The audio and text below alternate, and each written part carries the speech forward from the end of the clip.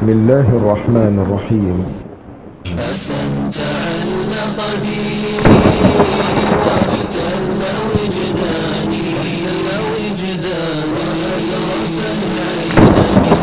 صلی اللہ علیہ وسلم نے فرمایا لو كان بعدي نبيا لكان عمر. لوگو میں آخری نبی ہوں، میرے بعد نبوت ختم ہے، لیکن سنو اگر اللہ نے میری امت میں نبوت کو باقی رکھنا ہوتا خطاب کا بیٹا نبی بن کر. رسول کریم صلی اللہ علیہ وسلم نے فرمایا تم میں سے پہلی امتوں میں محدث ہوا کرتے تھے، سو اگر میری امت میں کوئی محدث ہے تو عمر ابن خطاب ہے. اللہ کے حبیب علیہ السلام نے عمر ابن خطاب سے کہا اللہ کی قسم اے عمر، جس راستے سے تو گزر جاتا ہے شیطان تیرے راستے کو چھوڑ دیتا. ایک کتاب پہ نظر پڑتی ہے جس پہ لکھا ہوا ہے بسم اللہ الرحمن الرحیم. اس کتاب کو لیتے ہیں، ان آیات کی تلاوت کرتے ہیں، اور وہ آیات کیا ہے؟ طه ما انزلنا عليك القرآن لتشقى إلا تذكرة لمن يخشى تنزيلا ممن خلق الأرض والسماوات العلى الرحمن على العرش استوى له ما في السماوات وما في الأرض وما بينهما وما تحت الثرى. طه ہم نے آپ پر یہ قرآن اس لیے نازل نہیں کیا کہ آپ مشقت میں پڑ جائیں، مگر یہ تو نصیحت ہے اس کے لیے جو ڈرتا ہے. یہ اس ذات کی طرف سے نازل ہوا جس نے زمین اور بلند آسمانوں کو پیدا کیا ہے. وہ رحمان ہے جس نے اپنے عرش پر قرار پکڑا ہے. جو کچھ ارض و سماوات اور ان کے درمیان اور جو ارض کی انتہائی گہرائی میں ہے ان سب چیزوں کا وہی مالک ہے. الحمدللہ نحمده ونستعینه ونستغفره ونعوذ بالله من شرور أنفسنا ومن سيئات أعمالنا من يهده الله فلا مضل له ومن يضلل فلا هادي له. أشهد أن لا إله إلا الله وحده لا شريك له وأشهد أن محمدا عبده ورسوله. أما بعد أعوذ بالله من الشيطان الرجيم. بسم الله الرحمن الرحيم. قل هو الله أحد الله الصمد لم يلد ولم يولد ولم يكن له كفوا أحد.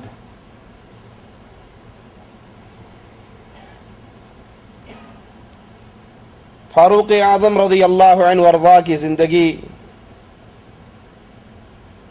مسلمانوں کے لیے آپ کی خدمات رہتی دنیا تک کے لیے روشنی کا مینارہ ہے. خلیفۃ المسلمین رات کے اندھیروں میں مدینے کی گلیوں میں گشت کرتے ہیں یہ دیکھنے کے لیے کہ جن مسلمانوں کی ذمہ داری میرے کندھوں پہ ڈالی گئی ہے وہ کسی پریشانی میں مبتلا تو نہیں. مسلمانوں کا حال جاننے کے لیے، ان کی پریشانیوں کو دور کرنے کے لیے مسلمانوں کا یہ خلیفہ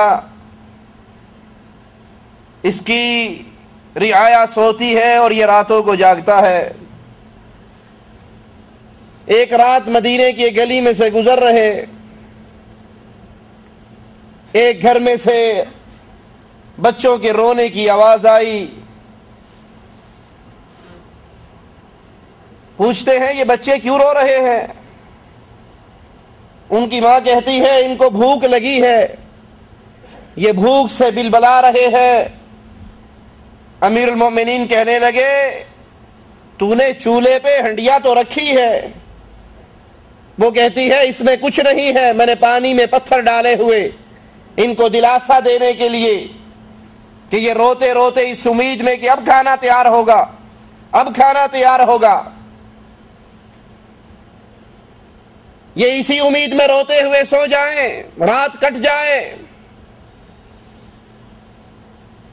امیر المؤمنین فوراً واپس آتے ہیں،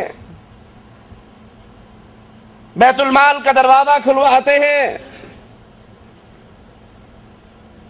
غلام آپ کے ساتھ ہے، آپ کا خادم آپ کے ساتھ ہے، بچوں کے لیے راشن لیتے ہیں، بوری میں ڈال کر غلام کہتا ہے امیر المؤمنین اجازت دیجئے یہ کھانا میں اٹھا کر لے جاتا ہوں۔ جواب میں کہتے ہیں آج میرے بوجھ کو اٹھانے کی بات کرنے والے کیا قیامت کے دن بھی عمر کے بوجھ کو اٹھا لے گا؟ اپنی پشت پہ اس بوجھ کو لاد کر، اس اناج کو لاد کر ان بچوں کے گھر میں آتے ہیں، خود ان کے لیے کھانا پکاتے ہیں، ان کو اپنے ہاتھ سے کھلاتے ہیں، اور جب بچے کھانا کھا لیتے ہیں تو امیر المؤمنین کہتے ہیں میرے بیٹو، میرے بچوں، جیسے میں نے تمہیں روتے ہوئے دیکھا مجھے مسکرا کر دکھاؤ۔ ان کی بڑھیا سے کہتے ہیں، ماں سے کہتے ہیں کہ تو نے امیر المؤمنین کی عدالت میں یہ خبر کیوں نہ پہنچائی، یہ رپورٹ کیوں نہ دی؟ کہا اگر اس کو ہمارے حالات کا علم نہیں تو اس کو امیر بننے کی ضرورت کیا ہے؟ اگر وہ ہمارا خلیفہ ہے تو اس کو یہ سوچنا چاہیے کہ میری رعایا میں سے کتنے لوگ ہیں جو رات کو بھوکے سوتے ہیں۔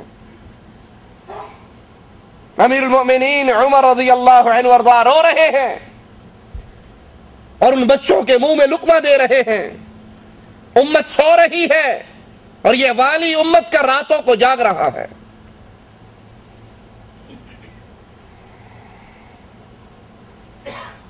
ایک رات کسی خیمے میں سے رونے کی آواز آتی ہے، کسی عورت کی پریشانی کی آوازیں آتی ہیں۔ امیر المؤمنین عمر ابن خطاب رضی اللہ عنہ وارضاہ